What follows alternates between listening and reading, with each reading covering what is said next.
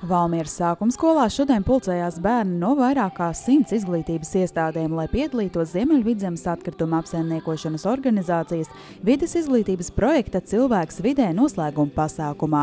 Iesaistīties šajā projektā ZAO skolas un bērnu dārzus aicina jau 12 gadus, mācību gada laikā piedāvājot piedalīties dažādos ar vidi un atkritumu šķirošanu saistītos konkursos. Šogad bez jau ierastā pastkartīšu konkursa, šķiroto atkritumu akcijas un citām aktivitātēm skolēniem bija iespēja pašiem domāt krustvārdu mīklas par atkritumiem un no dažādu tekstilu izstrādājumu atgriezumiem veidot auduma iepirkumu maisiņus. Priecēju, kad bija ļoti liela aktivitāte, bija iesaistījušās vairāk kā 30 skolas, un tas tiešām, man liekas, ka šis konkurss tiešām ir izdevies. Tomēr jau vairākus gadus izglītības iestādes visaktīvāk iesaistās šķiroto atkritumu vākšanas akcijās.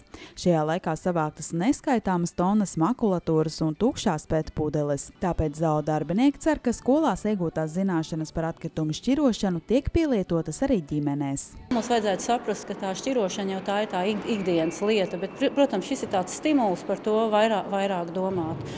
Un jā, otra lieta, protams, arī tās mūsu paskartītes konkurss, kurš tiešām jau ir no pirmā gada, un tas arī, kā saka, ir izturējis savu kvalitāti un iet no gada uz gadu, jo šie zīmējumi, kas bērniem, ko bērni ir zīmējuši, tiešām ir ļoti skaisti, un mēs varam izmantot savās prezentācijās un apsveikumu kartiņās, un mēs par to esam priecīgi. Kā apstiprina Kārļa Baumaņa Viļķenes pamatskolas vizuālās mākslas skolotāja, tad ģimenēs, kuru bērni ir piedalījušies kādā no ZAO piedāvātajām vides izglītības aktivitātēm, šīs zināšanas tiešām tiek izmantotas arī ikdienā. Es biju, kur mūsu atpūtas vietiņa ir vienai ģimenei, viņiem pat pašiem ir metāla mutes, kur uzrakstīts virsū ir stikls, papīrs, metāls, un tā prieks, ka paši cilvēki par to domā un taupa tos resursus līdz ar to arī.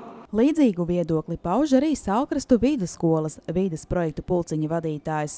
Skola ZAO piedāvātajās vides izglītības aktivitātēs iesaistījusies vien šajā mācību gadā, tomēr jau jūtami rezultāti. Mēs nolēmām, ka mēs vāksim pētpudeles. Es domāju, ka mazliet pavāksim kādu pirmo mēnesi, un tad jau visiem viss būs apnicis. Bet kas to deva? Mazās skolas, pirmās 4 klases, tā iekarstējā visā pasākumā, ka cik es esmu dzirdējis, pat no Valmieras tika vēstas pudeles uz Salkrastiem, lai tikai katrai klasē būtu. Mēs reiķinājām katrai klasē, cik tur tie punkti pienākās par katru nodoto pudeli. Daudz vecāki saka, ka tagad mājās, kad tā akcija beigsies, ka viņiem jau arī tas tā iegājis par tādu ieradumu šķirotos atkritumus, ka viņi saka, kad arī akcija beigsies, kad viņi arī nedomā, ka tagad varētu arī savādāk darīt, ka atkal visu mest kopā, kad joprojām viņi dalīs un šķiros atkritumus, un tas jau tas galvenais pluss ir. Arī nākamajā mācību gadā ZAO turpinās vides izglītības projektu, aicinot izglītības iestādes gan šķirot, gan arī piedalīties citās radošās aktivitātēs.